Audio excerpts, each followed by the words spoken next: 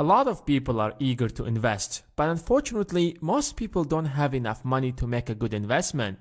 Because if you invest your $1,000 that you hardly saved, you probably will lose it or make 3 or 4% a year. So the question that recently crossed my mind was, what's the best way to invest if you don't have a lot of money?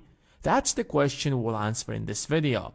People have been making millions, if not billions, by taking advantage of opportunities such as the 2008 crash. But first, we have to understand how the economy works. Look, our economy is very predictable. It grows slowly, then skyrockets, and once it reaches its peak, it suddenly crashes, and then it starts recovering and growing again. And the same cycle repeats over and over, but in general, the trend is upward. And your job is to invest here at the bottom and cash out at the top. But how do you know where exactly are we now? Let's understand that by taking an example of the 2008 crash.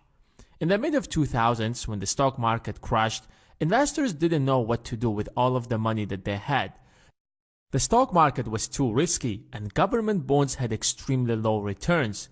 So the financial institutions came out with a brilliant idea.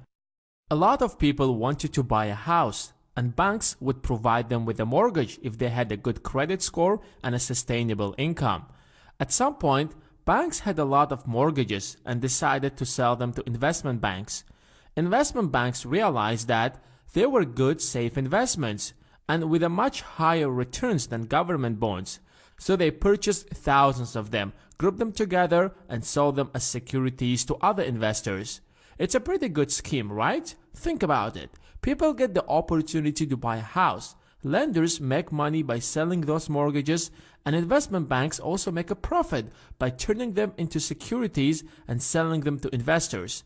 And investors get a decent rate of return. Everyone is happy. But here is when things went wrong. Since these investments were good enough and more investors wanted to buy them, lenders had to provide more mortgages. But everyone who could afford a house already had one. Therefore, banks started lending money to people with bad credit scores and without a sustainable income. The logic behind it was simple. If they want to be able to pay back the mortgage, they would simply take back the house and sell it since home prices were rising. And secondly, as soon as they create the mortgage, they will sell it to investment banks, and it will be their problem. Investment banks didn't give a damn because they knew that they will sell them anyways to investors. So they borrowed huge loans to buy them and sold them again to investors. Everyone was making money. However, at some point, borrowers with bad credit scores defaulted on their debt, as expected.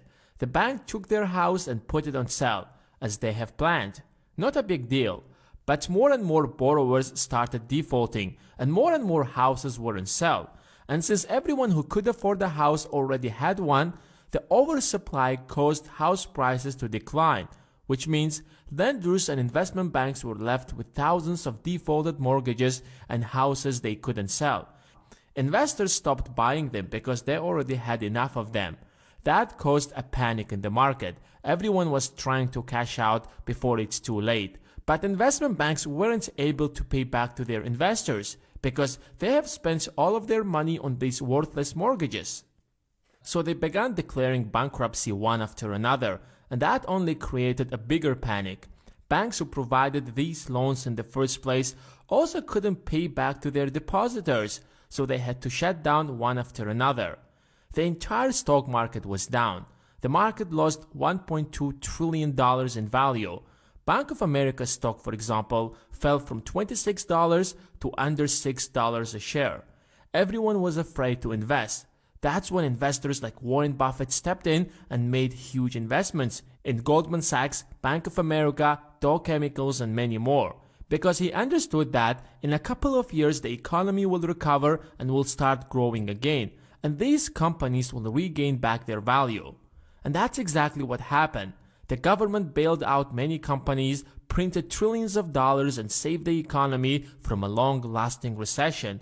And we had another period of economic prosperity. And Warren Buffett made $10 billion from this crisis, according to Wall Street Journal.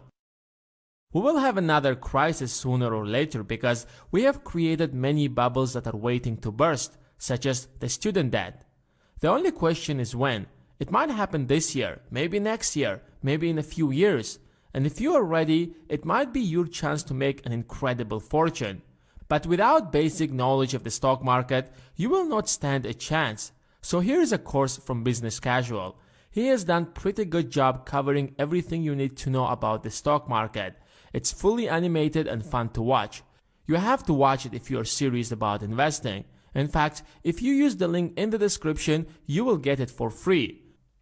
Thanks for watching, and I will see you in the next one.